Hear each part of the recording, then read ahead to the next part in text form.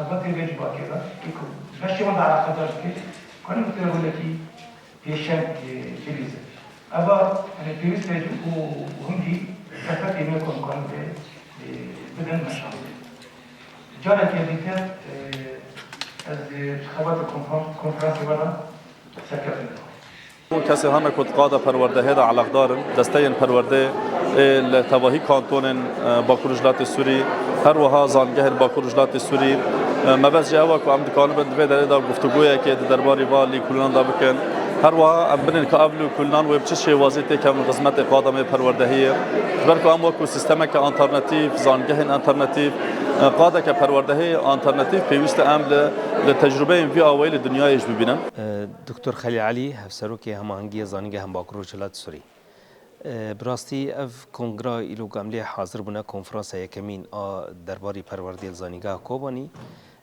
براستی گلی کی بالکشه یکمین کنفرانس بی رنگی دوی مجارد الاصل باکورجلات سوری چه دوی گلک اکادمیسیان جهندر باکورجلات سوری جه درواج اوروبا تفلی مبون گلک مجار هات نصر زمان ايرو تأثير على معدلات تعلمهم التحديات المتعلقة بتطوير مناهج التعليم وتكييفها مع احتياجات الطلاب ومتطلبات العصر. يسألون عندما الناس يريدون أن يأتوا إلى جامعاتنا أو لا أريد حقيقة أن أمزج بينهما ولكن حتى بجانب بالنسبة للمعلم هو أحد أركان العملية التعليمية ولا يزال الشخص الفعال الذي يعاون المتعلم على التعليم المستمر والتفوق في دراسته.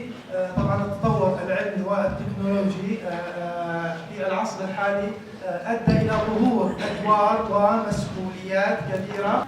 أبرز هذه المشكلات تتعلق بمجال الإشراف الأكاديمي وعدم تقديم التوجيهات والتغذية الراجعة التي يحتاجها الطالب لإتمام دراسته العلمية.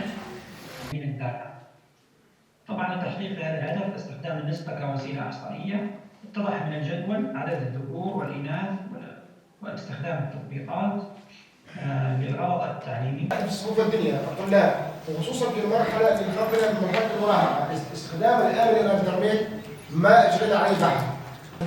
المشاكل اللي بتواجه طالب دراسات عليا بمجال علوم النظرية مثل المشاكل اللي بتواجه الطالب بالدراسات التطبيقية العلوم التطبيقية. بينما اليوم في منهجية البحث الجديدة الجانب المعرفي والجانب المعلوماتي الذي نأتي به أو النتائج العلمية التي نأتي بها لا تتجاوز سوى ما يقال من 20% أو 25% من صفحات رسالة الماجستير. في مواجهة التحديات التربوية هي التحديات التعليمية لأن التربية بحاجة إلى مربي.